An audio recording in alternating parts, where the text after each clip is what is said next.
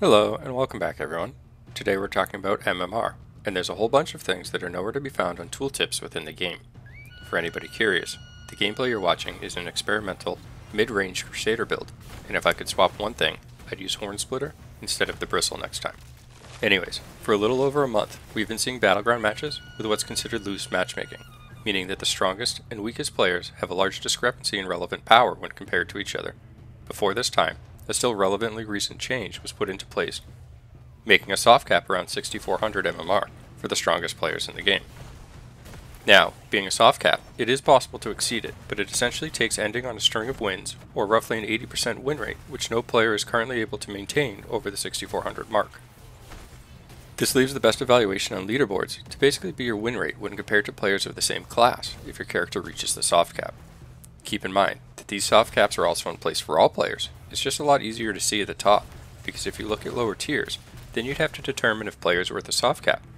Perhaps they simply hadn't played enough games. Or, as their PvP CR increases, the cap might change mid-season. Well, that's interesting. How would PvP CR change mid-season? Well, it's essentially made up of your life and damage, so increasing those stats in any way.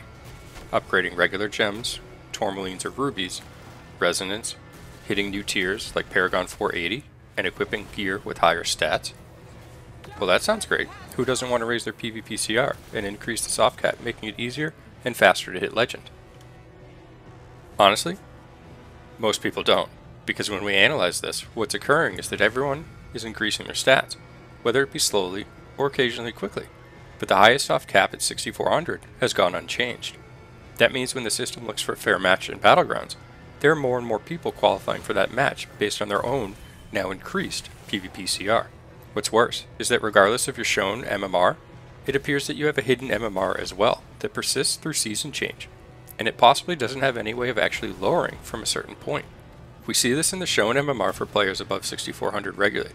If I recall, 6365, or something close to that is the lowest a player will get if they lose a match when above 6400.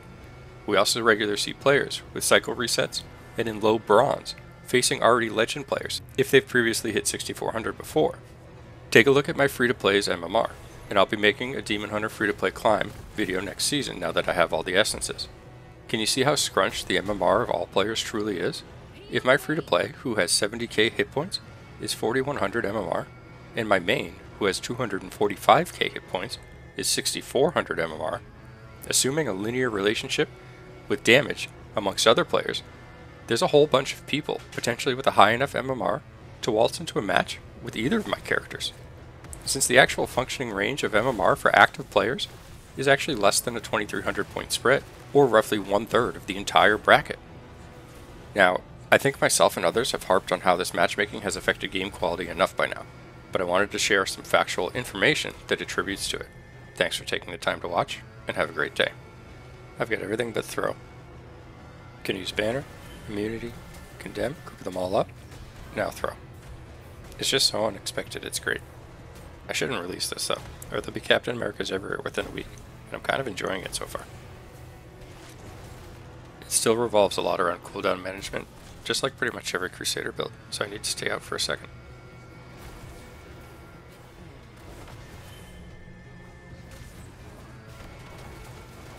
Enormous value from that immunity. It won't be enough, but at least it helps buy my team a few seconds installing the idol. My strength fails.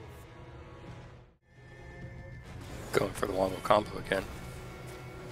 Definitely feel like I'm playing this better as the match goes on. Granted, it is the first time I've tried this build. It does seem to have at least some learning curve.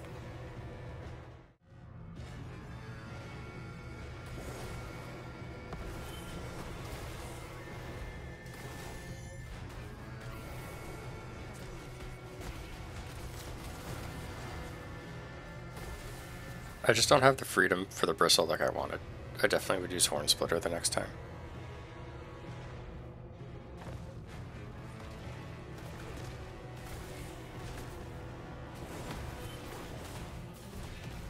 Definitely a refreshing change against Necro though, and they're no longer safe by using the Pillar to play Monkey in the middle.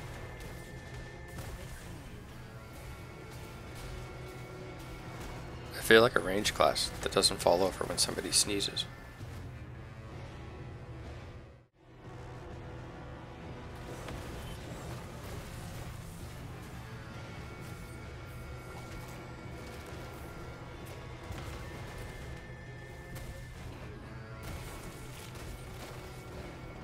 Come to think of it, this build is really strong if you're in the position on defense where you can go back and forth from side to side on the bridge, because your full combo will pretty much be up every time.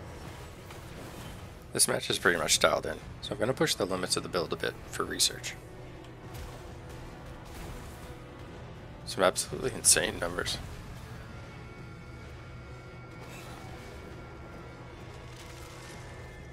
This might be my downfall.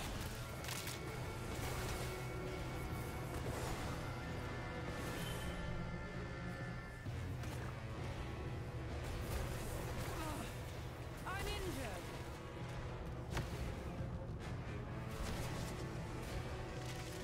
Alright, it's over. There's no way I was going to live there. This build is super fun though. Thanks for taking the time to watch, and have a great day.